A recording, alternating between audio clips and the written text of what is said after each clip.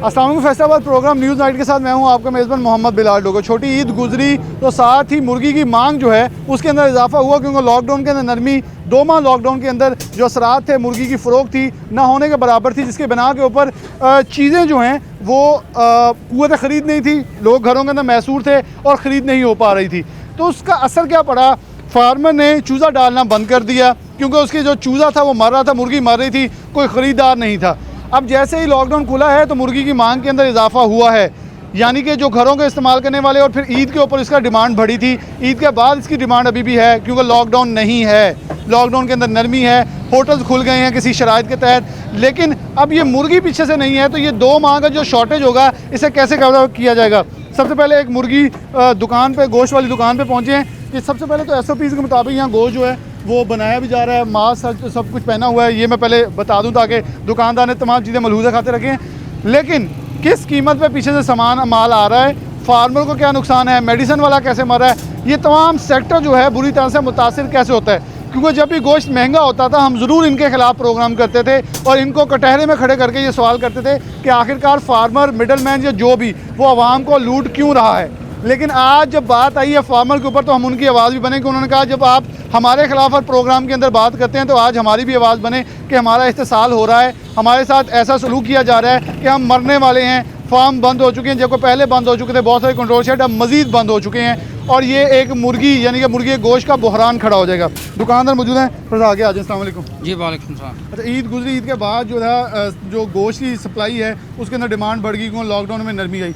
लेकिन अगर हम बात करते हैं 2 माह लॉकडाउन की, तो उस वक्त हर चीज़ बंद थी, गोश्त की दुकानें बंद थी, तो फार्मर बड़ा पिसा है, तो दुकानदार किस हद तक मुतासिर हुआ है। दुकानदार तो सर हुण पहले दुकानदार नूं बचते रहने पैसे, फार्मर का बहुत नुकसान होंदा रहेगा।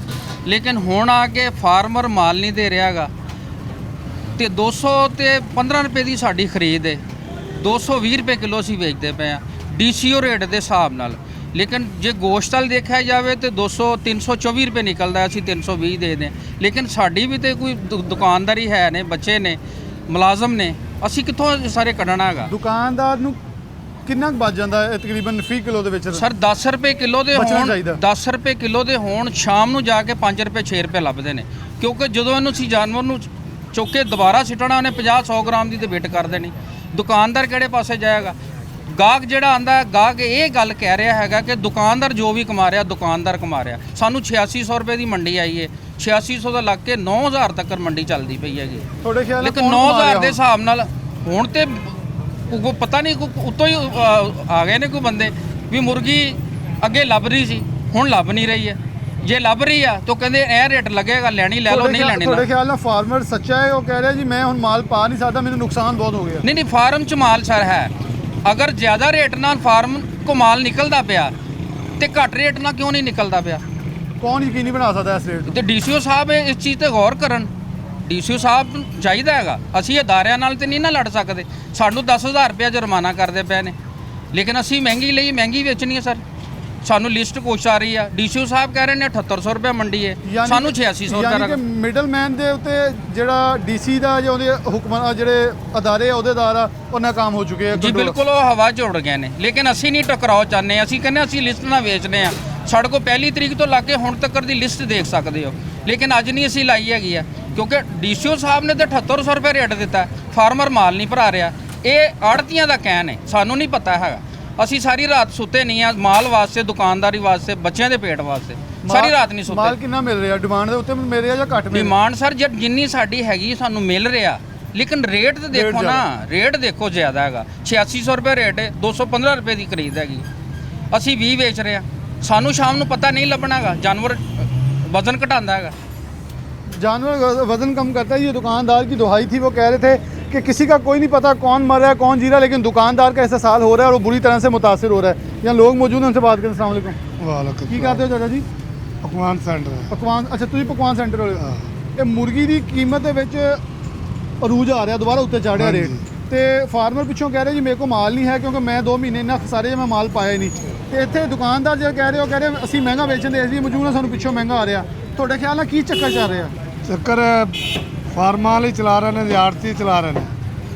ਉਹਨਾਂ ਨੂੰ ਚਾਹੀਦਾ ਸਹੀ ਰੇਟ ਤੇ 200-250 ਰੁਪਏ ਰੇਟ ਹੋਵੇ, ਤੇ ਗਾਹਕ ਵੀ ਹੈ ਤੇ ਕੰਮ ਵੀ ਟੁਰੇਗਾ ਗਰੀਬ ਮਤਲਬ ਬੰਦੇ ਇਹਨਾਂ ਦਿਨਾਂ ਦੇ ਵਿੱਚ ਕਿੰਨਾ ਰੇਟ ਹੁੰਦਾ ਜੀ ਪਹਿਲੇ 200 ਇਹਦਾ 240 250 ਇਹ ਮੁਨਾਸਬ ਰੇਟ ਹੈ ਮਹਿੰਗਾਈ ਦੇ ਹਿਸਾਬ ਨਾਲ। ਫਾਰਮਰ ਨੂੰ ਵੀ ਲੱਭਦਾ ਹੈ, ਦੁਕਾਨਦਾਰ ਵੀ ਖੁਸ਼ ਹੈ ਤੇ ਖਰੀਦਦਾਰ ਵੀ ਖੁਸ਼ ਹੈਗਾ। ਇਹਦੇ ਵਿੱਚ ਕਰੋਨਾ ਦਾ ਮਸਲਾ ਵੀ ਹੈ ਨਾ, ਪਿੱਛੇ ਉਹ ਕਹਿ ਰਹੇ ਕਿ ਬਹੁਤ ਸਾਰੇ ਫਾਰਮ ਵੈਸੇ ਹੀ ਬੰਦ ਹੋ ਗਏ ਆ। ਨਹੀਂ, ਇਹਦੇ 'ਚ ਫਾਰਮਰ ਦੇਖੋ, ਫਾਰਮਰ ਦੀ ਜਿਹੜੀ ਗੱਲ ਹੈ ਨਾ, ਫਾਰਮਰ ਨੇ ਉਸ ਰੇਟ ਨਾਲ ਵੀ ਮੁਰਗੀ ਦਿੱਤੀ ਹੈ ਜਿੰਨੇ ਦਾ ਚੂਜ਼ਾ ਸੀ। ਮਿਸਾਲ ਤੌਰ ਤੇ 45 ਰੁਪਏ ਦਾ ਚੂਜ਼ਾ ਸੀ, ਉਹਨੇ 45 ਰੁਪਏ ਕਿਲੋ ਵੀ ਦਿੱਤਾ ਹੈ ਜਦੋਂ ਪਿੱਛੇ ਕਰੋਨਾ ਦੇ ਦਿਨ ਸੀ। ਜਦੋਂ ਕਰੋਨਾ ਦੇ ਦਿਨ ਸੀ। ਲੇਕਿਨ ਹੁਣ ਕਿੱਧਰ ਗਈ ਮੁਰਗੀ? ਜਾਂ ਤੇ ਫਾਰਮਰ ਦਾ ਕਸੂਰ ਹੈ ਜਾਂ ਆੜਤੀ ਦਾ ਕਸੂਰ। ਪਿਛਲਾ ਹੁਣ ਆਪਣਾ ਨੁਕਸਾਨ ਕੱਢ ਰਿਹਾ। ਨੁਕਸਾਨ ਸਰ ਡਬਲ ਕੱਢ ਰਿਹਾ, ਸਿੰਗਲ ਨਹੀਂ ਕੱਢ ਰਿਹਾ, ਡਬਲ ਕੱਢ ਅੱਛਾ, ਰਿਹਾ। ਤੁਸੀਂ ਪਕਵਾਨ ਸੈਂਟਰ ਵਾਲੇ ਫਿਰ ਕਿਦਾਂ ਚਲਾ ਰਹੇ? ਤੁਹਾਨੂੰ ਜਿਹੜਾ ਕੋਈ ਆਰਡਰ ਵੀ ਆਉਂਦਾ ਚਲਾ ਰਿਹਾ ਆਰਡਰ ਮਹਿੰਗਾਈ ਅਗਲੇ ਗਾਹਕ ਪੈਸੇ ਨਹੀਂ ਭਰਦਾ। ਤੇ ਕਿਦਾਂ ਸਿਸਟਮ ਚੱਲ ਰਿਹਾ? ਚਣੇ ਵਾਲੇ ਪਕਾ ਕੇ ਦੇਣਾ ਤੇ सब्जी चने वाली हैं? हाँ। चने वाली देखें जो है वो जी पक पक के जा रही। अस्सलाम वालेकुम। वालेकुम। क्या करते हैं आप? मैं रिक्शा चलाना। अच्छा, रिक्शा चलाते हैं। गोश्त खरीदते हैं जी। तो कैसे हालात हैं? कह रहे हैं जी कि गोश्त जो है 300 से ऊपर बिक रहा है। ਹੁਣ ਤੇ ਲਿਆ ਨਹੀਂ ਜਾਂਦਾ, ਅੱਗੇ ਰਕਸ਼ਾ ਨਹੀਂ ਚੱਲ ਰਿਹਾ ਸੀ, ਹੁਣ ਜੇ 3-4 ਦਿਨ ਹੋ ਗਏ ਚੱਲਣ ਲੱਗਾ ਵਾ ਤੇ ਹੁਣ ਗੋਸ਼ਤ ਤਾਂ ਮਹਿੰਗਾ ਹੋ ਗਿਆ। वैसे 2 महीने तुसी भी बैठे रहे, हाँ जी, 2 दो। महीने फार्मर भी बैठा रहा, दुकानदार हर कोई बैठा रहा, सब हाँ जी। चीज़ मफलूज रहा। हाँ ਹੁਣ ਉਹ ਖੁੱਲਣ ਦੇ ਤੇ ਫਾਰਮਰ ਕਹਿ ਰਿਹਾ ਜੀ ਸਾਡੇ ਨਾਲ ਵੀ ਜ਼ਿਆਦਤੀ ਹੋਈ। ਦੁਕਾਨਦਾਰ ਤੁਹਾਡੇ ਖਿਆਲ ਨਾਲ ਕਿਹਨੂੰ ਕੀ ਕਰਨਾ ਇਹ ਚਾਹੀਦਾ? ਜ਼ਿਆਦਤੀ ਤੇ ਆਵਾਮ ਨਾਲ ਹੋ ਰਹੀ ਹੈ ਜੀ, ਆਵਾਮ ਨੂੰ। ਆਵਾਮ ਨਾਲ ਹੋ ਰਹੀ ਜ਼ਿਆਦਤੀ। ਕਿਸੇ ਦਾ ਵੀ ਕੁਝ ਨਹੀਂ ਜਾ ਰਿਹਾ, ਆਵਾਮ ਜਿਹੜੀ ਆ ਉਹ ਅੱਗੇ ਵੀ ਭੁੱਖੀ ਮਰਨ ਦੀ ਸੀ, ਹੁਣ ਵੀ ਭੁੱਖੀ ਮਰਨ ਦੀ ਜੀ।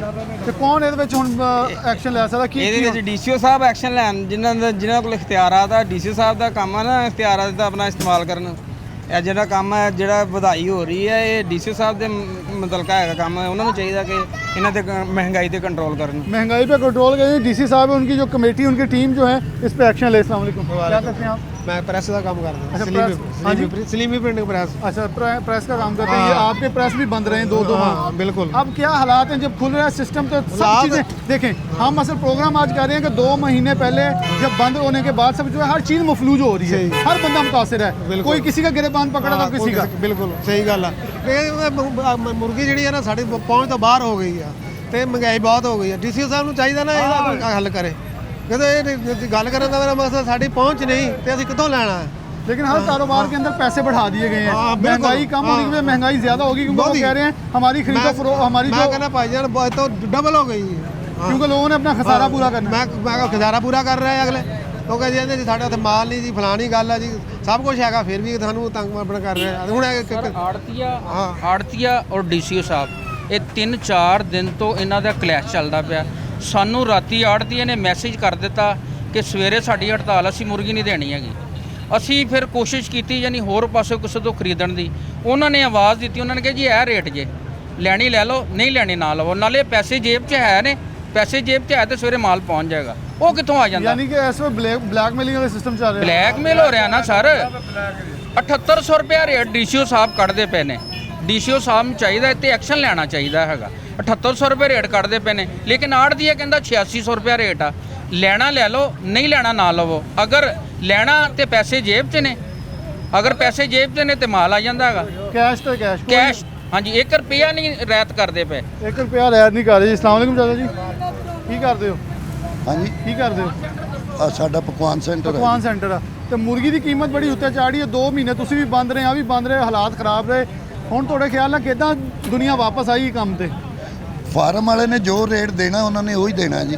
ਪਿੱਛੇ ਰੇਟ ਹੀ ਇਹਨਾਂ ਨੂੰ ਆ ਜਿਹੜਾ ਜਿਸ ਰੇਟ 'ਚ ਵੇਚ ਰਹੇ ਆ ਨਾ, ਇਹਨਾਂ ਨੂੰ ਇਹਦੇ 'ਚ ਕੋਈ ਪੈਸਾ ਨਹੀਂ ਬਚਣਾ, ਕਿਉਂਕਿ ਰੇਟ ਹੀ ਇੰਨਾ ਹੋ ਗਿਆ, ਮਾੜਾ ਬੰਦਾ ਤਾਂ ਖਰੀਦ ਹੀ ਨਹੀਂ ਸਕਦਾ। ਪਕਵਾਨ ਵਾਲੇ ਕੀ ਬਚਾ ਰਹੇ ਤੁਸੀਂ?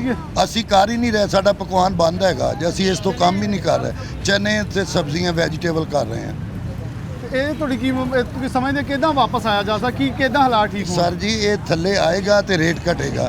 ਅਗਰ ਕੌਣ ਮੁਰਗੇ ਲਿਆ ਸਕਦਾ? ਕਿੱਦਾਂ ਮੁਮਕਿਨ? ਕਿਉਂਕਿ ਇਹਨਾਂ ਦਿਨਾਂ ਦੇ ਵਿੱਚ ਇਹ 250 ਸਰ 250 ਫਾਰਮਰ ਲਿਆ ਸਕਦਾ, ਇਹਨੂੰ ਗਵਰਨਮੈਂਟ ਲਿਆ ਸਕਦੀ, ਕੋਈ ਸਬਸਿਡੀ ਦੇਵੇ ਇਹਨੂੰ ਗਵਰਨਮੈਂਟ। ਦੇਖੋ ਨਾ ਫਾਰਮਰ ਨੂੰ ਨਹੀਂ ਬਚੇਗਾ। पॉइंट इन्होंने बड़ा अच्छा एक डिस्कस किया ये, हाँ कि जी। सब्सिडी जो है, सब्सिडी किसी ना किसी को दी जाए। ਦੇਖੋ ਨਾ ਹੁਣ ਇਹ ਸਵੇਰ ਤੋਂ ਸ਼ਾਮ ਤੱਕ ਬਹਿਣਗੇ, ਇਹਨਾਂ ਨੂੰ ਆ ਕਚਰਾ ਬਚਣਾ। ਅਸੀਂ ਸਵੇਰ ਤੋਂ ਸ਼ਾਮ ਤੱਕ ਦੇਗਾਂ ਧੋਵਾਂਗੇ, ਬਣਾਵਾਂਗੇ। ਅਸੀਂ 6000 ਦੀ ਦੇਗ ਗਾਹਕ ਨੂੰ ਦੱਸਾਂਗੇ, ਉਹਨੇ ਕਹਿਣਾ ਨਹੀਂ ਜੀ ਚਨਿਆਂ ਦੀ ਕਿੰਨੇ ਦੀ ਹੈ, 3800 ਦੀ ਹੈ ਜਾਂ 4000 ਦੀ, ਉਹੀ ਕਰ ਦਿਓ। ਇੱਕ ਤੇ ਇਹਦੀ ਖਪਤ ਸਾਡੇ ਵੱਲੋਂ ਵੀ ਘਟ ਗਈ ਆ, ਲੇਕਿਨ ਰੇਟ ਫੇਰ ਉੱਥੇ ਦਾ ਉੱਥੇ ਆ। ਇਹਨਾਂ ਕੋਲ ਇੱਕ ਮੈਸੇਜ ਆਂਦਾ, ਸਾਡੇ ਪਕਵਾਨ ਤੇ ਵੀ ਆਂਦਾ, ਜੋ ਰੇਟ ਚੱਲਦਾ ਵਾ ਉਹਦਾ ਇੱਕ ਮੈਸੇਜ ਆਂਦਾ ਵਾ ਫਾਰਮ ਤੋਂ ਕਿ ਅੱਜ ਮੰਡੀ ਇਸ ਰੇਟ ਤੇ ਚੱਲੀ ਆ। ਲੈਣਾ ਲਵੋ ਲੈਣਾ ਲਵੋ, ਨਹੀਂ ਲੈਣਾ ਨਾ ਲਵੋ। ਫਿਰ ਦੂਸਰੀ ਗੱਲ ਇਹ ਆ ਕਿ ਪਹਿਲੇ ਫਾਰਮਰ ਮਾਲ ਦੇ ਦਿੰਦਾ ਸੀ, ਪੇਮੈਂਟ ਸ਼ਾਮ ਨੂੰ ਲੈਂਦਾ ਸੀ ਜਾਂ ਦੂਸਰੇ ਦਿਨ ਲੈਂਦਾ ਸੀ। ਹੁਣ ਫਾਰਮਰ ਕਹਿੰਦਾ ਕਿ ਪੇਮੈਂਟ ਤੁਹਾਡੀ ਜੇਬ 'ਚ ਆ ਤੇ ਗੱਡੀ ਆਏਗੀ, ਤੁਸੀਂ ਗੱਡੀ ਵਾਲੇ ਨੂੰ ਪੇਮੈਂਟ ਦੇਣੀ ਆ ਤੇ ਤੁਹਾਡਾ ਮਾਲ ਉਤਰਨਾ ਵਾ। ਯਾਨੀ ਗਵਰਨਮੈਂਟ ਇਹਦੇ ਬਾਰੇ ਸੋਚੇ ਸਰ, ਇਹਨੂੰ ਕੋਈ ਸਬਸਿਡੀ ਦੇਣ। ਮੁਰਗਾ ਇੰਨੇ ਦਾ ਚੂਜ਼ਾ ਵਾ, ਉਹਨੇ 'ਚ ਗੋਸ਼ਤ ਪੈਂਦਾ ਰਿਹਾ, 140 ਰੁਪਏ 50 ਰੁਪਏ ਵਿਕਿਆ। ਉਦੋਂ ਗਵਰਨਮੈਂਟ ਨੇ ਕੋਈ ਗੱਲ ਨਹੀਂ ਕੀਤੀ। ਹੁਣ ਫਾਰਮਰ ਨੇ ਇਹਨੂੰ ਤਾਂ ਨੂੰ ਲੱਗਿਆ। ਕਿਉਂਕਿ ਮੈਂ ਵੈਸੇ ਗਲਤ ਦੱਸਾਂ, ਅਸੀਂ ਅਗਰ ਇਨਸਾਫ ਨਾਲ ਗੱਲ ਕਰੀਏ, ਜਿਨ੍ਹਾਂ ਦਿਨਾਂ ਦੇ ਫਾਰਮਰ ਦਾ ਇਸਤਸਾਲ ਹੋ ਰਿਹਾ ਸੀ 120 140 ਜਿਹੜਾ, ਉਦੋਂ ਉਹਨੂੰ ਅਗਰ ਰੇਟ ਸਹੀ ਦਿੰਦੇ, ਅੱਜ ਉਹ ਮਹਿੰਗਾਈ ਨਾ ਕਰ, ਅੱਜ ਉਹ ਟਾਈਮ ਨਾ ਆਉਂਦਾ। ਹੁਣ ਉਹ ਆਪਣਾ ਬਦਲਾ ਪੂਰਾ ਕਰ ਰਿਹਾ। ਹਾਂਜੀ, ਉਹ ਬਦਲਾ ਪੂਰਾ। ਸਰ ਤੁਹਾਡੇ ਸ਼ਹਿਰ 'ਚ 70% ਦੁਕਾਨਾਂ ਬੰਦ ਆ ਚਿਕਨ ਦੀਆਂ, ਮਾਲ ਉਹਨਾਂ ਨੇ ਲਿਆ ਹੀ ਨਹੀਂ ਹੈ। ਸਾਡੀ ਮਜਬੂਰੀ ਸਰ, ਸਾਡੇ ਹੋਟਲ ਇਹਨਾਂ ਦੀ ਮਜਬੂਰੀ ਹੈ, ਇਹਨਾਂ ਨੇ ਹੋਟਲ ਸਾਡੇ ਨਾਲ ਇਹਨਾਂ ਦਾ ਕੰਡੈਕਟ ਆ। ਸਾਨੂੰ ਇਹਨਾਂ ਨੇ ਮਾਲ ਦੇਣਾ ਵਾ, ਬਾਹਰੋਂ ਮਿਲੇ ਨਾ ਮਿਲੇ। ਅਸੀਂ ਆ ਕੇ ਖਲੋ ਗਏ ਆ ਨਾ, ਇਹਨਾਂ ਨੇ ਸਾਨੂੰ ਮੋਬਾਈਲ ਦਿਖਾਣਾ ਵਾ, ਮੰਡੀ ਰੇਟ ਵਿਖਾਣਾ ਵਾ ਤੇ ਮਾਲ ਦੇਣਾ ਵਾ। ਅਸੀਂ ਨਾ ਲਈਏ ਤੇ ਪਾਬੰਦ नहीं है, सानू देने दे पाबंद है। देने के पाबंद है। एक बड़ी अहम जो चीज़ वो सामने आई है वो ये है कि सब्सिडी देने की ज़रूरत है किसी को। सब्सिडी कौन देगा, कहाँ देगा, ये एक बड़ा सवाल है, सवालिया निशान है जो कि इस वक्त आन खड़ा हुआ है। यहाँ दुकान पे देख रहे हैं गोश्त की बड़ी डिमांड जो है। गोश्त महंगा है, डिमांड अभी भी मौजूद है, जैसे मैं कह रहा हूँ डिमांड मौजूद है। लेकिन पहले वाली बात को सेकंड शायद मैं इसलिए कर रहा हूँ क्योंकि बात सच्ची है, 2 माह जब बंद रहा तो उस वक्त फार्मर डिज़र्व कर रहा था उसे सेकंड किया जाए, उसे सपोर्ट किया जाए, रिलीफ दिया जाए, कोई पैकेज दिया जाए, लेकिन उसे नहीं दिया गया। तो आज वो दुकानदार और आवाम के कपड़े उतार रहा है क्योंकि उसे अपने पैसे नहीं मिले और वो अपना हक छीनने के लिए अब तैयार बैठा है। अस्सलाम वालेकुम। ਵਾਲੇਕੁਮ ਸਲਾਮ। कितनी डिमांड है? ਡਿਮਾਂਡ ਬਹੁਤ ਘੱਟ ਆ ਜੀ, घाटा। ਚਿਕਨ ਵੇਚ ਹੀ ਨਹੀਂ ਰਿਹਾ ਜੀ ਤੇ ਵਾਮ ਕਿੱਥੋਂ ਲਵੇ, ਮਹਿੰਗਾ ਹੀ ਇੰਨਾ ਜੀ। अच्छा, आवाम कह रही है डिमांड ਅਸੀਂ ਲੈਣਾ ਚਾਹੁੰਦੇ ਸਾਨੂੰ ਮਿਲਦਾ ਨਹੀਂ ਪਿਆ। ਹਾਂਜੀ, ਰੇਟ ਘੱਟ ਹੋਏਗਾ ਤਾਂ ਵਾਮ ਲਏਗੀ ਜੀ। ਯਾਨੀ ਕਿ ਡਿਮਾਂਡ ਹੈ ਵਾ, ਰੇਟ ਜ਼ਿਆਦਾ। ਹਾਂਜੀ, ਰੇਟ ਬਹੁਤ ਆ ਜੀ। ਤੇ ਕਿਦਾਂ ਰੇਟ ਠੀਕ ਹੋ ਸਕਦਾ ਤੁਹਾਡੇ ਖਿਆਲ ਨਾਲ? ਰੇਟ 210 220 ਤੱਕ ਹੋਣਾ ਚਾਹੀਦਾ। ਇਹਨਾਂ ਦਿਨਾਂ 'ਚ ਕਿੰਨਾ ਹੁੰਦਾ ਸੀ ਪਹਿਲੇ ਪਿਛਲੇ ਸਾਲ? ਇੰਨੇ ਦਿਨਾਂ 'ਚ ਹੁੰਦਾ ਜੀ, ਇੰਨਾ ਕੀ ਰੇਟ ਸੀ 250 ਰੁਪਏ ਨਾ, ਉਹ ਤੋਂ ਜ਼ਿਆਦਾ ਨਹੀਂ ਸੀ। ਨਹੀਂ ਸੀ। ਤੇ ਹੁਣ ਤੁਹਾਡੇ ਖਿਆਲ ਨਾਲ ਕੀ ਵਜ੍ਹਾ ਇਹਦੇ ਵਿੱਚ? ਇਹਦੇ ਵਿੱਚ ਇਹੀ ਵਜ੍ਹਾ ਕਿ ਮਹਿੰਗਾਈ ਘੱਟ ਹੋਣੀ ਚਾਹੀਦੀ ਆ। ਡੀਸੀਓ ਸਾਹਿਬ ਨੂੰ ਸੋਚਣਾ ਚਾਹੀਦਾ।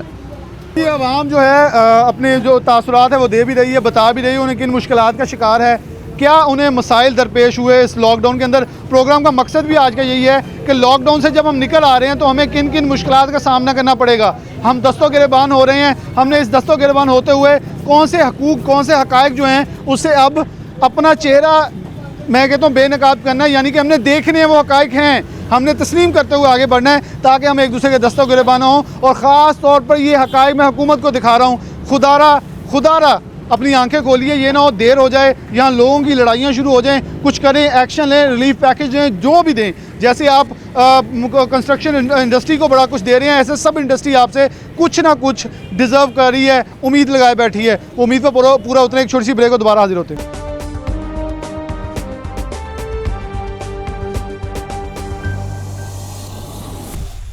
वेलकम बैक नाज़रीन, दोबारा से प्रोग्राम में खुशामदीद कहते हैं। पोल्ट्री के हवाले से बात करें तो एक पोल्ट्री शेड में पहुंचे हैं। पोल्ट्री मालकान और मेडिसन वाले हमारे साथ होंगे। ये पूरा एक प्रोसीजर है, एक सर्कल है जो कि एक पूरी बड़ी मार्केट और पूरी एक इकॉनमी को सहारा देने वाला एक सर्कल है। ये बुरी तरह से मुतासर हो रहा है लेकिन कोई भी एक्शन लेने वाला नहीं है। सबसे पहले हमारे साथ मालिक मौजूद हैं जिन्होंने पोल्ट्री का कारोबार 2009 में शुरू किया, जिन्हें मैं फैसलाबाद का फाउंडर मेंबर करार दूंगा। और जब ये फाउंडर मेंबर आज अपना अंदर का सारा सामान जो 45 लाख के जायद था, कितने का बेचा है? 5 लाख का।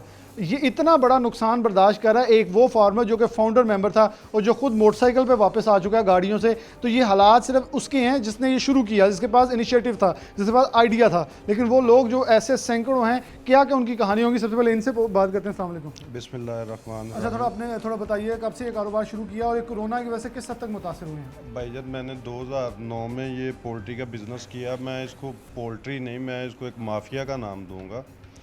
और जब हमने 2009 में काम शुरू किया था तो मैं थोड़ी सी आपको डिटेल बता दूं। जब हमने 2009 में काम शुरू किया था तो हमारी 30,000 चूज़े की कास्ट जो है 40 से 45 लाख रुपए आते हैं। और जो आगे चिकन का जो हम सेल करते थे उसके रेट जो हैं वो यही थे 120 से ले कर 130 40 50 तक। और आज जो है 2020 में और उस वक़्त आज 2020 में रेट वही है और जो हमारी कास्ट है उस वो 90 लाख रुपए 30,000 चूज़े की हो गई है।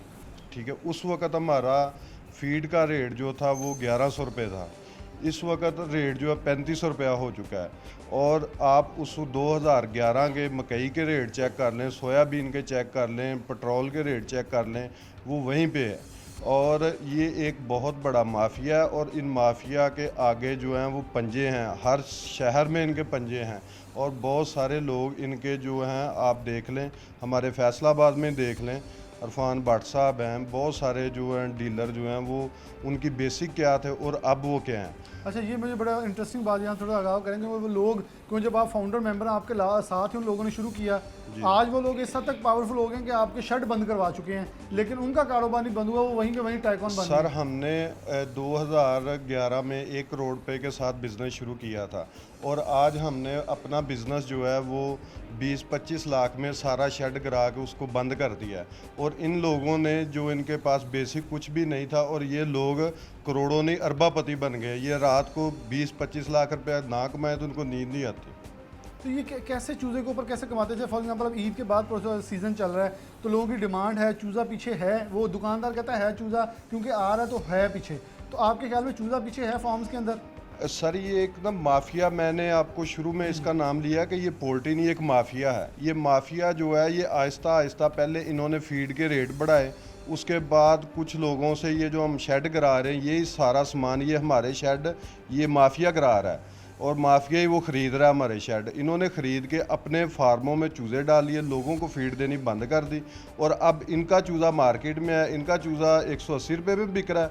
हमने जब ये लॉकडाउन हुआ है तो हमने चूज़ा 30 रुपये किलो बेचा है। 30 रुपये किलो? 30 रुपये किलो और हमारा 1.5 किलो से प्लस वज़न था। हमने 30 रुपये किलो बेचा है और हमें 45 लाख रुपया एक फ्लाग में नुकसान हुआ है और उसकी वजह से हमें जो अपना वो शेड जो है वो गिराना पड़ा है। तो गवर्नमेंट से क्या अपील है, गवर्नमेंट क्या उम्मीद करते हैं कि इस सेक्टर को बचाने के लिए किस तरह इकदाम? सर ये गवर्नमेंट से हमारी ये अपील है कि जो फार्मर भाई हैं हमारे उनको रिलीफ मिलना चाहिए। उनके ऊपर ये जो इस माफिया ने कर्जे चढ़ाए हुए हैं वो उनको माफ़ किया जाए। और जिस तरह के ये बिजली का इमरान खान साहब ने रिलीफ दिया था वो फार्मर को नहीं मिला।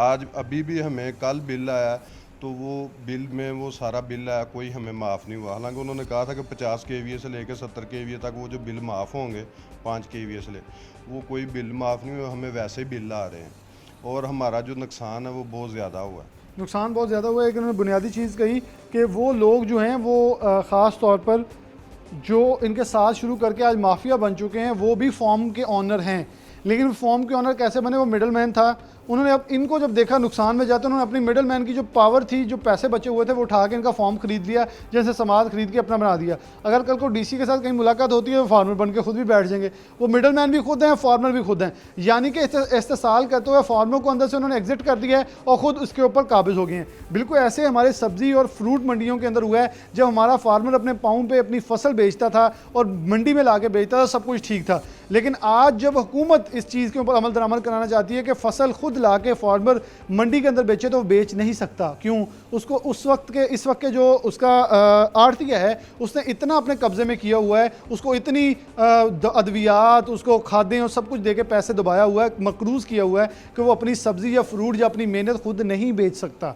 यही सेम हुआ है। अगर पाकिस्तान के अंदर एक एग्जाम्पल हमारे पास सेट थी, हमने उसे दोहराया क्यों? अपनी एक बड़ी मौशी चीज़ को तबाह करने के लिए। मेडिसिन वाले मौजूद हैं, इनसे बात करते हैं। अस्सलाम वालेकुम। वालेकुम सलाम। अच्छा, 2 माह का अरसा लॉकडाउन रहा, लोगों को मेडिसिन नहीं मिल रही थी, फीड नहीं मिल रही थी। इसकी बुनियादी वजह कि आप लोगों की तरफ से फीड अगर नहीं जा नहीं रही थी या आगे से रोकी जा रही थी? एक्चुअल बात ये थी कि जो फार्मर हजरात हैं वो तो आपको बताया था कि पिछले 1 साल से उनका इस्तेसाल हो रहा है, वो तो बिल्कुल मर गए हुए थे। अब जो ये आर्जी तौर पे थोड़ा सा रेट बना है ना, इसकी रीज़न ये है कि फार्मर सारे बेचारे मरे हुए हैं, फार्म बंद पड़े हुए हैं, ये ओनली डिमांड एंड सप्लाई है। अब थोड़ी सी जो डिमांड आई है, पीछे से सप्लाई नहीं है। सप्लाई ना होने की वजह से ये थोड़ा सा रेट बना है, जिस वजह से हमारी आवाम भी अब शोर मचा रही है। तब इस पे कोई बात नहीं करता जब फार्मर को एक हाउस में 30-30, 40-40 लाख नुकसान हो रहा था, तब किसी ने इस पे बात नहीं की और तब किसी ने इस पे नहीं सोचा। और फीड के रेट 3500 तक पहुंच गए हैं, किसी ने नहीं पूछा कि ये कब पहुंचे और कैसे पहुंचे और क्यों पहुंचे और फार्मर की कॉस्ट कितनी आ रही है। और जो मेडिसिन की बात है, जब फार्म ही सारे बंद पड़े हैं, ठीक है, अब मेडिसिन किसको देंगे हम? फार्म बंद पड़े हैं, फार्मर के पास जो उसके पास वो एसेट नहीं है, अब नहीं है, निज़ाम नहीं है वो चला सकता, उसके पास पैसा नहीं है, इतने खसारे हो चुके हुए हैं कि फार्म चलाना मुश्किल हो चुके हुए हैं। फार्म बंद होने की वजह से ये जो रेट बना है ये डिमांड एंड सप्लाई जो आपको बताया, ठीक है, जब सप्लाई कम है डिमांड अब थोड़ी सी बनी है तो ये रेट डेफिनेटली इंक्रीज़ होना था और ये बिल्कुल भी आर्जी तौर पे है। इसका जो हम तो चाहते हैं कि ये ना बहुत रेट हाई हो और ना बहुत ही नीचे जाए, ना फार्मर को नुकसान हो ना ही कंज्यूमर को इतने पैसे महंगी जो प्रोटीन है मिले। हम तो चाहते हैं कि इसका कोई सद्देबाब होना चाहिए, हमारी गवर्नमेंट पे इस पर कोई काम करना चाहिए, ये फीड के रेट थोड़े से कम हो ताकि जो प्रोडक्शन है जिसकी कॉस्ट है वो थोड़ी सी कम हो जाए और जो इसके कंज्यूमर को है वो भी रेट सही मिले और फार्मर को भी थोड़ी सी बचत हो सके। आपसे हम एक एग्जांपल ले लेते हैं कि इस वक्त अगर हम हालातों वाक़यात देखें तो कितनी मेडिसिन कंज्यूम हो रही है, क्योंकि पहले इससे हम ये अंदाज़ा लगा लें कितने शेड बंद हैं कितने खुले हैं। एक्चुअली ये जो कटाई का सीज़न है ना, ये जो गंदम की कटाई का सीज़न होता है इसमें थोड़ी सी मतलब ये बीमारी बढ़ जाती है और मेडिसिन आम रूटीन में अगर 3 लाख रुपए की यूज़ होती है तो इन दिनों में 4 से 5 लाख तक चली जाती है, ठीक है। मेडिसिन कॉस्ट बढ़ चुकी हुई है, वो आपको पता है कि ये पूरी दुनिया का मामला है, ये पाकिस्तान पूरे में इस तरह ही है। ये डॉलर बढ़ने की वजह से मेडिसिन के रेट भी बढ़ते हैं और इस पर ड्यूटियाँ बढ़ती हैं, टैक्स वगैरह बढ़ते हैं तो ये रेट बढ़ जाते हैं और ये कॉस्ट तो बहुत बढ़ चुकी है। ये जो रेट है ये बिल्कुल आर्जी है, ये चंद लोग इसमें फ़ायदा उठा रहे हैं, ठीक है। हम तो चाहते हैं कि ये जो फार्मर बेचारे मरे हुए हैं घरों पे बैठे हुए हैं। मेरा सवाल ये बुनियादी था कि कितनी डिमांड है, कि मतलब पहले फॉर एग्जांपल आपको 100 शेडों में जाती थी, अब सिर्फ 20 शेडों में 30 में अब तो देखो पहले 50 शेडों पे अगर मेडिसिन जाती थी अब 4-5 में जा रही है। यही तो आपको बताया कि रीज़न ही इसकी ये है कि ये रेट बना ही इस वजह से है कि माल है नहीं पीछे। माल जब नहीं है तो वो सारी बात है उसके रेट बढ़ना है। ये आप इसकी एग्जांपल इस तरह ले ले, 20 दिन पहले तरबूज आपको 100 रुपये मिल रहा था, आज 15 रुपये है। जब उसकी से प्रोडक्शन बढ़ गई है, सप्लाई ज़्यादा हो गया तो उसको नीचे आना ना उसने रेट ने। अब पीछे से सप्लाई नहीं है बिल्कुल भी। तो आप लोगों ने मेडिसिन बाहर से ला के रखी हुई है ऑलरेडी, तो वो कैसे अब सेल आउट कर रहे हैं? और मेडिसिन जो ये पूरा सेक्टर ये किस हद तक मुतासर हो रहा है? सर ये इतना मुतासर हुआ कि देखो अब हमारी कंपनी है या मुख्तलिफ कंपनी जो काम कर रही हैं उनको ये पता था कि हमें ये 1 कंटेनर मेडिसिन का फॉर एग्जांपल मंगवाया है, उनको पता था ये कंज्यूम हो जाना है। अब तो ये मसला बना हुआ है कि ये जितनी कंजप्शन के हिसाब से हमने स्टॉक रखा था अब उतने तो शेड नहीं खुले। अब तो वो जारी बात है वो एक्सपायरी में जाएंगी, वो लॉस में जाएंगी। ये मेडिसिन वालों को बहुत नुकसान हो रहा है। जब सारे शेड चलेंगे बेशक प्रॉफिट मार्जिन कम होगा लेकिन ये सबको जाएगा ना, फिर ही इसका फ़ायदा है। अब मेडिसिन के स्टॉक पड़े हुए हैं, ठीक है, और वो महंगे रेटों पे आई हुई हैं। अब जब उसको इस्तेमाल करने वाले शेड ही खुले नहीं है, फार्म ही ओपन नहीं है, फार्मर उसको हमसे परचेज़ ही नहीं करेगा, यूज़ ही नहीं करेगा, तो हम इसको कहाँ पे सेल करेंगे?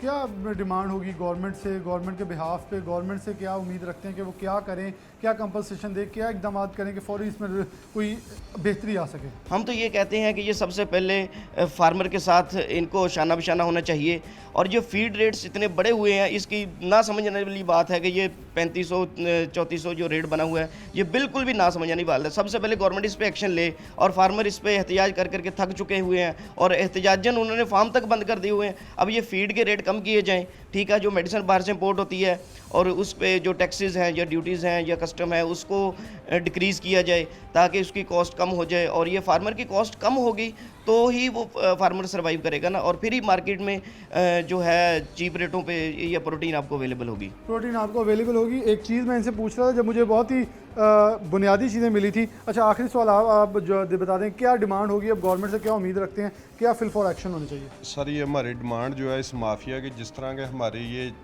चीनी स्कैंडल की हमारी इंक्वायरी हो रही है और इसी तरह इन मिल ऑनरों की इंक्वायरी भी वाजिद ज़िया साहब को और नैब को देनी चाहिए और इन पता चले कि ये लोग ये किसानों को किस तरह खा गए हैं और ये जो माफिया है इनको नंगा करना चाहिए। मैं 1-2 मिल ऑनरों को ज़ाती तौर पे भी जानता हूँ और वो पहले क्या थे और आज क्या हैं, ये किस तरह दिन रातों रात ये अमीर हुए हैं और इनके जो आगे जो इन्होंने छोड़े हुए हैं लोग, हर शहर में इनके लोग हैं, इनके जो करप्शन कर रहे हैं और ये सब लोग मिले हुए हैं, इनके खिलाफ एक रिपोर्ट बननी चाहिए और इनको नंगा करना चाहिए। एक रिपोर्ट का मुतालबा किया जी फार्मर की जानिब से। मेडिसिन वाले भी कह रहे हैं हम ज़लील और रुसवा हो गए हैं, गुर्बत की पिसी में पिस गए हैं। एक इस सेक्टर से सिर्फ एक मालिक नहीं, उसकी पूरा सेक्टर जहाँ से आनी चीज़ें, इम्पोर्ट ड्यूटी जैसे कि टेक्सटाइल ऑनर्स कहते हैं कि जो हम मटीरियल बाहर से रॉ मटीरियल इम्पोर्ट करते हैं तो उसके ऊपर टैक्स छूट दे दी जाए। वैसे इन्होंने कहा जो अद्वियात बाहर से लाते हैं उसके ऊपर टैक्स छूट दे दी जाए तो फार्मरों को सांस आ सकता है। बिजली के बिलों में कंपनसेशन कर दी जाए, कंपनसेशन की जाए सांस आ सकती है। उसकी जो ट्रांसपोर्टेशन है, ख़ास तौर पे सबसे बड़ी चीज़ जो कि रोज़मर्रा की बुनियाद पर यूज़ होती है, उसका 1 रुपया भी अभी किराया कम नहीं हुआ, जो कि या तो पड़ा है फार्मर को या दुकानदार को पड़ा है, और वो इनडायरेक्टली किसी को नहीं पड़ा, वो इनडायरेक्टली आवाम को पड़ा है। उसके ऊपर कंट्रोल कर सके अगर हुकूमत तो बहुत बड़ा इकदाम हो गए, क्योंकि मोटरवे का टूल टैक्स तो वही है, लेकिन आखिरकार जब तेल कम हुआ तो उन्होंने अपनी तेल की कंजम्पशन के हिसाब से अपनी कीमतें कम क्यों नहीं की। डीजल पाकिस्तान की कम तरीन सतह पे आया, पहली बार मेरा 10 सालों में ये हुआ कि डीजल पेट्रोल से सस्ता हुआ है, लेकिन फिर भी गाड़ियों वाले कंपनसेशन देने के लिए तैयार क्यों नहीं है। हमारी ट्रांसपोर्टेशन आखिर क्या मुर्गियों को हम भी सोशल डिस्टेंसिंग करके खड़ा इन्हें बिठाना है कि शायद उसके लिए ये कहेंगे हम कम मुर्गियां लेके आ रहे हैं इसलिए हम ज़्यादा किराया वसूल कर रहे हैं। ये तो अब समझ से बालातर बातें होंगी जो कि उनके एक फरसूदा इल्ज़ामात होंगे या फरसूदा बयानात होंगे। तो इल्तिजा होगी गवर्नमेंट से कि इस वक्त होश के नाखून ले और वो इकदाम करे जो कि ज़रूरत है। जैसे कि उन्होंने कहा एक कमीशन बनाया जाए जो कि तहकीकात करे आखिरकार कौन इससे फ़ायदा उठा रहा है, उनके खिलाफ फिल फॉर एक्शन किया जाए। छोटी सी ब्रेक लेंगे, पाकिस्तान पोल्ट्री एसोसिएशन के मेंबर हमारे साथ होंगे, उनसे बात करेंगे आखिर कैसे इन चीज़ों को लेकर चला जाए, कौन से हालात होंगे। खुद पाकिस्तान तहरीक इंसाफ के रहनुमा जो कि इस सेक्टर से मंसूब हैं, मुंसलिक हैं, वो कह रहे हैं कि हमारी हुकूमत में इमरान खान के कुछ मशीर गलत गाइड कर रहे हैं, अगर वो सही ट्रैक पर आ जाएँ तो बहुत सारी बेहतरियाँ मुमकिन हैं। एक छोटी सी ब्रेक को दोबारा हाजिर होते हैं।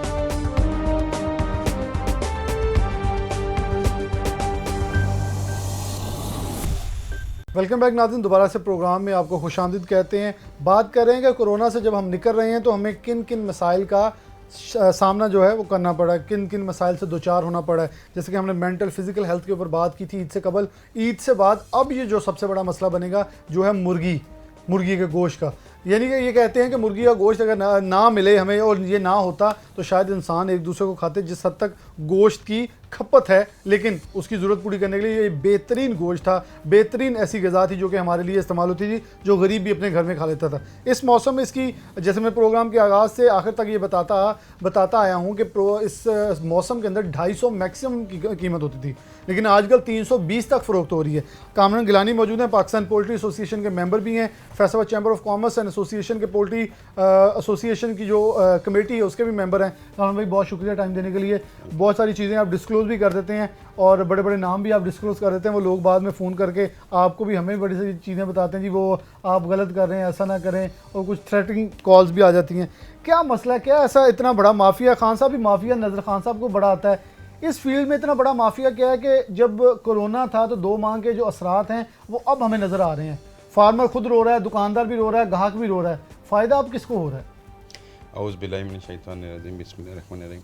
जैसे कि बिलाल भाई, मेरा ख्याल है कि आप जितने प्रोग्राम पोल्ट्री के ऊपर कर चुके हैं, आप ख़ुद बेसिक अंदर तक चले गए हैं। आधा तो आपको भी पता चल गया कि इसके अंदर माफिया कौन सा है, क्योंकि मुझे पता है कि जब आप पहला प्रोग्राम जिस दिन आपने करना था फर्स्ट टाइम आज से साल पहले, तो आप फार्मर्स के ऊपर आपका भी अटैक था कि जी फार्मर ने ये रेट बढ़ा दिया और आज मार्केट जो है अपना वो 190 पे खड़ी है।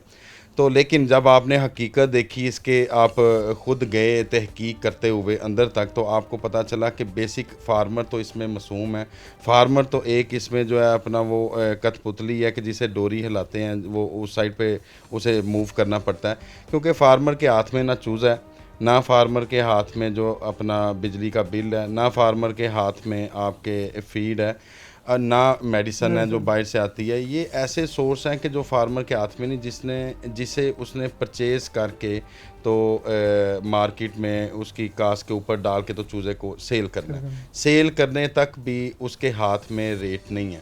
इसलिए ये टोटली जो है डिमांड एंड सप्लाई के साथ साथ इसके पीछे एक माफिया ऐसे है कि अब आप देखें कि आज से जो है अपना 2009 की अगर बात ले लें, 2009 में डॉलर का रेट क्या था, और तब जो है फीड बैग एक 1100 रुपये का था। 12 में आके फीड बैग जो है वो तकरीबन 1500 में हो गया, और 13 में 1800 का काफ़ी देर रहा। इसी तरह 17 में जो है अपना अगर आप ले लें तो वो 2500 तक चले गया। अब फीडबैक का रेट 34 से 3500 रुपये है। और जो चूज़ा था तब 2009 में वो बिकता था आपका 8 से 9 रुपये में, 10 रुपये तक मैक्सिमम जो है। तो आज चूज़े का रेट, आज का भी अगर ले लिया जाए तो आज चूज़े का रेट 40 रुपये है। तो इन सारी चीज़ों को, जो मेडिसन हम डालते थे, हमारी कास्ट आती थी 50,000 रुपये 2009 में, आज वो कास्ट चले गई है 5 से 7 लाख रुपये में।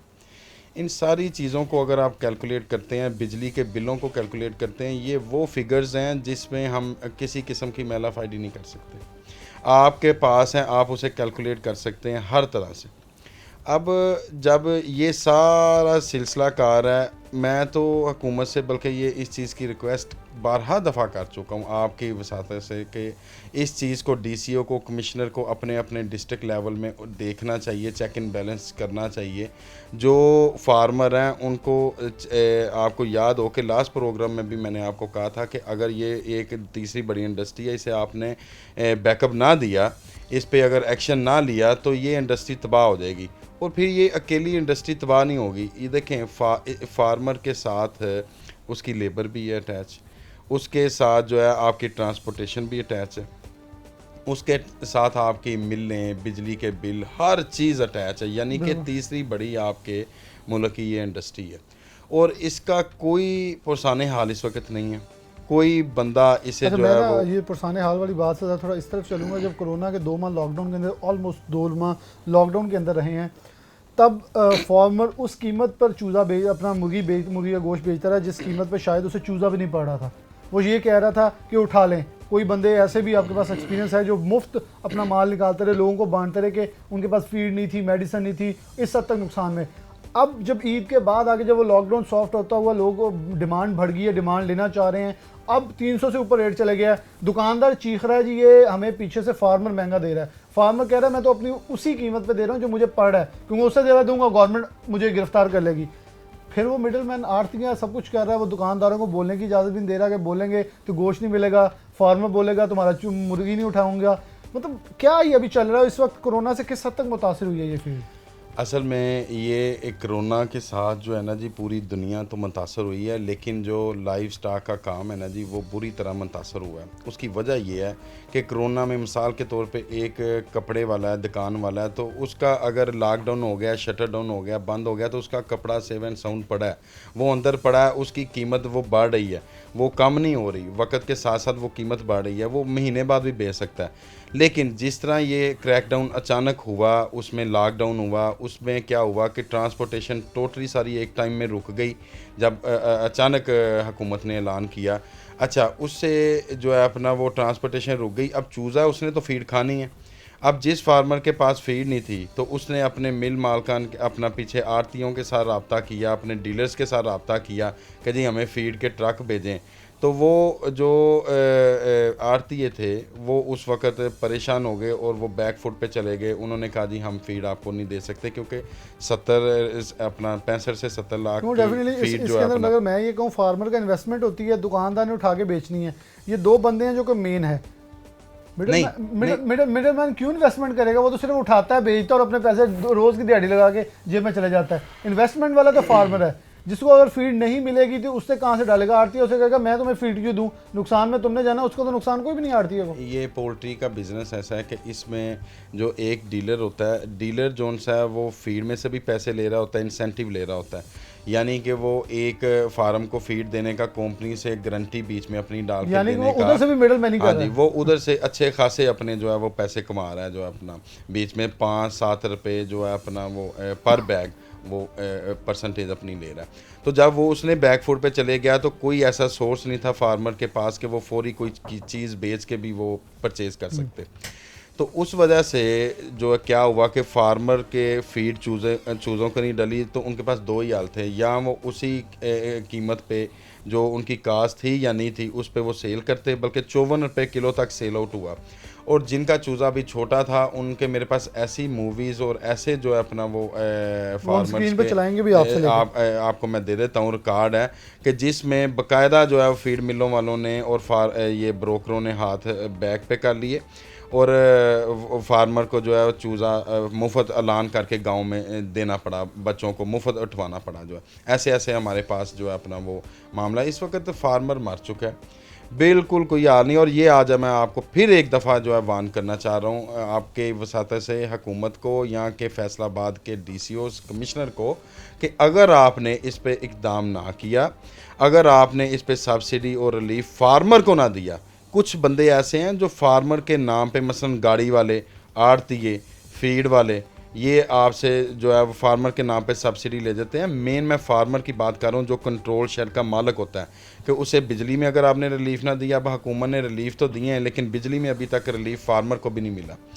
ये दुकानदार को मिला है लेकिन फार्मर को नहीं गवर्नमेंट ये मिला। कह रही है कि छोटे दुकानदार को 3 माह के लिए बिल माफ़ कर दिया जाएगा लेकिन मैं ये चाह रहा हूँ कि अब आप गवर्नमेंट से एक्सपेक्ट करते हैं कौन सा रिलीफ पैकेज, जैसे कि अगर हम देखें कंस्ट्रक्शन इंडस्ट्री को बड़ा बेहतरीन बेल आउट पैकेज दिया गया है कि आपको इतने रिलीफ दे दिए गए। बिजनेसमैन भी मांग रहे हैं, बिजनेसमैन को भी आपने 100 अरब का दिया कि आपके जितने रिबेट से जितने रिफंड से वापस कर दिए। अब इस इंडस्ट्री से कोई क्या इनको उम्मीद है कि यार टैक्स नहीं देते, या ये आप लोग चोर हैं कि आप लोगों को उम्मीद नहीं है गवर्नमेंट से, या गवर्नमेंट आपको देना नहीं कुछ चाहती? क्या ऐसी वजह है कि गवर्नमेंट से आप कुछ डिजर्व कर रहे हैं, गवर्नमेंट दे नहीं रही, और डिजर्व इस वक्त क्या आप उम्मीद लगाए बैठे हैं गवर्नमेंट से? अच्छा, इसमें ना ये बात है कि इसमें शायद लोगों को ये हम क्लियर कर नहीं पा रहे या लोग समझ नहीं रहे। कुछ हुकूमती नुमाइंदों को भी इस चीज़ को समझना चाहिए कि मेन मैन्युफैक्चर जो है वो फार्मर है, फार्मर को सब्सिडी दें। अब इन्होंने सब्सिडी दे दी, उसमें मेन जो है KNN या दूसरी तीसरी नाम जो है अपना आप देख लें, वो ही 100 रुपये अगर किलो रेट है या 54 रुपये या 200 रुपये, उनका 600 रुपये ही बिकना है। यानी उन्हें तो नुकसान ही कोई नहीं है। उनकी फार्मिंग अपनी, उनके जो है अपना कंट्रोल शेड अपने हैं, डॉक्टर अपने हैं, फीड अपनी है। उन्हें एक तो कास्ट कम पड़ती है, दूसरे नंबर पे वो करके जो है अपना वो बेच देते हैं। उनके ना भी सेल हो, महीने बाद भी हो जाए, तो फिर भी उनके पास स्टॉक कैपेसिटी है। फार्मर के पास तो वो भी नहीं है। फार्मर में हर सूरत बेच रहे हैं जब उसका माल तैयार है। तो मेन रिलीफ तो फिर, और बैंकों में जो उन्होंने अपनी मिलों के ऊपर दूसरा जो है फीड मिलों पर सूर लिया था, रिलीफ तो फिर हुकूमत की तरफ से उन्हें मिल गया। एंड यूज़र फार्मर को तो फिर 1 रुपया सब्सिडी ना मिली, ना बिजली की मद में, ना जो है बैंक की तरफ से, ना किसी और तरफ से। जो अपना ये मेन चीज़ें हैं कि जिसे फार्मर को असल में बेसिक आप रिलीफ दें, और रिलीफ देने के साथ साथ आप इसे सिक्योर करें। नहीं तो ये आप 300 की बात कर रहे हैं, मैं आज टाइम डेट नोट कर लें, ये ठीक आज से 15 दिन बाद 20 दिन बाद 500 रुपये किलो भी नहीं बिकेगा, आपको मिलेगा। चिकन का गोश्त 500 रुपये किलो भी नहीं मिलेगा आपको। इसकी बुनियादी वजह क्या होगी? इसकी बुनियादी वजह ये है कि मैं फार्मर हूँ, मैं बैठा हुआ हूँ 4 माह से, मैंने चूज़ा नहीं डाला, हालात नहीं है, जेब से कैसे डाल दें। बहुत शुक्रिया कामरान गिलानी हमारे साथ मौजूद थे। उन्होंने बहुत तफसील के साथ ये पूरा स्ट्रक्चर जो हमारे सामने रखा कि इस वक्त जो पाकिस्तान पोल्ट्री एसोसिएशन के मेंबर्स हैं वो किस हद तक मुतासिर हैं। अगर इतनी बड़ी एसोसिएशन के साथ हुकूमत के हमेशा से ताल्लुकात रहते हैं, रोज़ कीमत निकलती है, सब कुछ होता है, मंडियों के अंदर जैसे सब्ज़ी और फ्रूट मंडी के अंदर सब कुछ चलता है, तो आखिरकार इनके साथ बैठकर मुज़ाकरात क्यों नहीं किए जाते? एक दुकान पे मैं सलीमी चौक आज जाता हूँ, तो वहाँ जाके हम जब दुकानदार से बात करने की कोशिश करते हैं तो वो कहते हैं मुझे आरटीए ने मना किया है कि बात नहीं करनी, अदरवाइज़ मीडिया पे बात करने की वजह से आपको मुर्गी जो है सप्लाई नहीं की जाएगी।